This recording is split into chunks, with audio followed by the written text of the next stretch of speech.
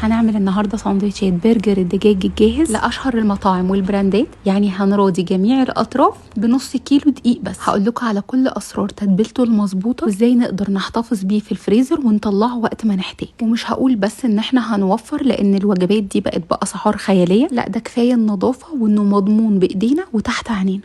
نص كيلو من صدور الفراخ هغسلها كويس جدا وانشفها خالص من الميه بتاعتها، وهقطعها مكعبات صغيره وابتدي اضيفها في الكبه بتاعتي علشان افرمها.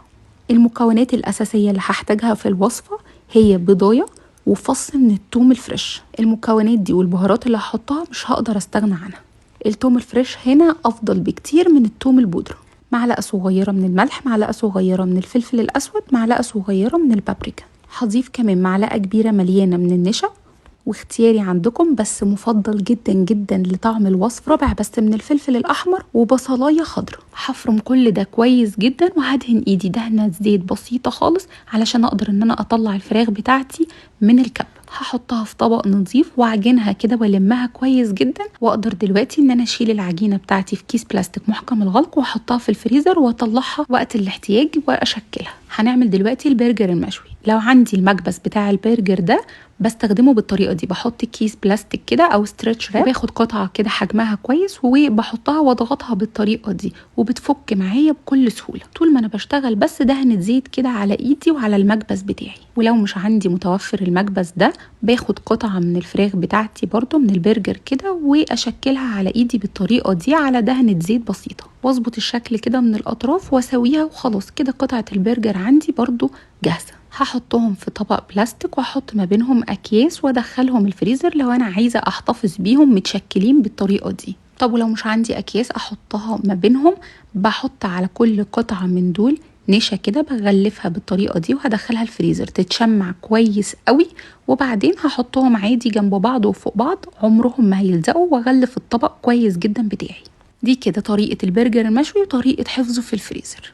طيب طريقة البرجر اللي بيكون كريسبي، يا إما هحشيه جبنة كده ويبقى اللي هو البرجر المحشي جبنة شيدر، يا إما هشكلها برجراية فاضية زي ما هي وهتبلها برضو بنفس التتبيلة اللي هتبل بيها البرجر اللي احنا حشيناه معانا دلوقتي. بحشيه بالطريقة دي وبقفل عليه كويس قوي وهشكلها برجراية عادية خالص. كده كل انواع البرجر عندي جاهزه.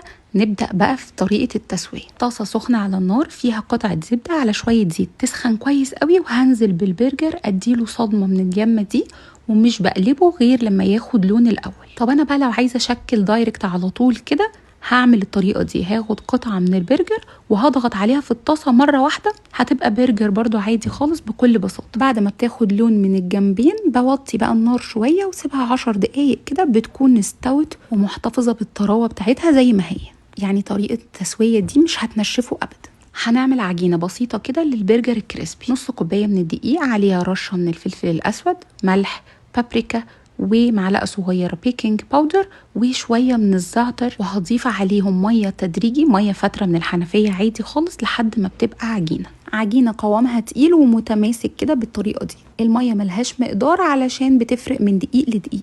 هاخد قطعه البرجر بتاعتي واغلفها بالعجينه اللي احنا عملناها دي وهتنزل في زيت سخن حامي كويس قوي، واول ما بتمسك نفسها بهدي النار للوسط. وده شكل من اشكال البرجر بتاع الاطفال اللي بيتعمل في براند مقاطعه. نيجي للبرجر الكريسبي سواء محشي او مش محشي، بحطه في نفس العجينه وبحطه في الكريسبي بتاعي او بقسماط خشن بالطريقه دي، وهنزل بيه برضو في زيت سخن. اول ما بيمسك نفسه بهدي النار عشان اضمن ان هو استوى من جوه كويس جدا. بسيبه بقى لحد ما بيتحمر من بره كويس قوي وياخد اللون الحلو ده.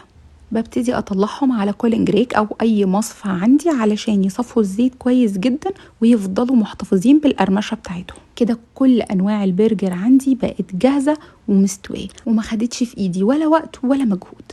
تعالوا بقى اوريكم البرجر المحشي من جوه عامل ازاي ومستوي كويس قوي ومقرمش من بره قرمشه خطيره، احلى من الجاهز اللي بنشتريه من بره مليون مره. ده غير الطعم والتتبيله المظبوطين جدا. كمان البرجر المشوي بالطريقه دي مش هيصغر حجمه قوي وهيفضل محتفظ بطراوته كويس جدا. هنحضر بقى الساندوتشات زي بره بالظبط. هنحط اي نوع صوصات بنحبها وخس البرجر بتاعنا، واي نوع جبنه متوفر عندنا نقدر نضيفه على الساندوتشات. ممكن طماطم، ممكن بصل ني او بصل مكرمل اذا متاح وبتحبوه. وهنقفل الساندوتشات بتاعتنا بالطريقه دي. انا كده خلصت برجر الدجاج بتاعي النهارده خلاص. متاكده من سهولته وبساطته وقد ايه فتحت نفسكم عليه. هتقوموا تجربوه، وما تنسوش تعملوا لايك وشير للفيديو لو استفدتم مني. الف هنا وعافيه على قلبكم وقلب ولادكم مقدما، ومع الف سلامه.